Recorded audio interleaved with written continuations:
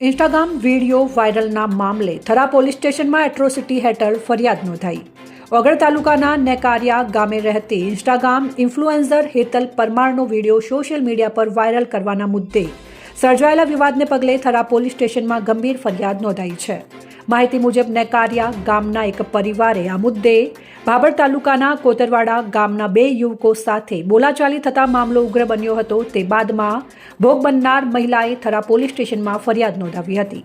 ફરિયાદમાં વિક્રમ ચૌહાણ રહેવાસી કોતરવાડા તાલુકો ભાભર અને પ્રવીણ ઠાકોર રહેવાસી મીઠા તાલુકો ભાભરનો નામનો ઉલ્લેખ કરવામાં આવ્યો છે।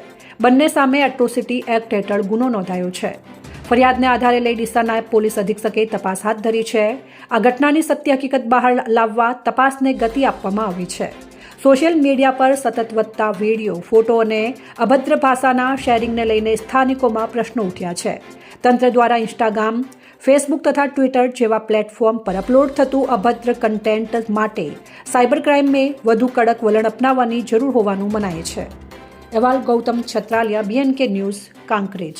નમસ્કાર, મારું નામ હેતલબેન વાઘાભાઈ પરમાર છે। મારું ગામ નેકારિયા, તાલુકો ઓગળ અને બનાસકાંઠો જિલ્લો। મારી સાથે અમુક લોકોએ મારી સમાજ વિરુદ્ધ અને મારા ખરાબ રીતે વિડીયો અપલોડ કરેલ અને અભદ્ર ભાષા મારી જાતિ વિરુદ્ધ લખેલું અને ખરાબ રીતે મને અપમાનિત કરેલ એવા લોકો સામે મેં કાલે થરા પોલીસ સ્ટેશનમાં એટ્રોસિટી કરેલી છે।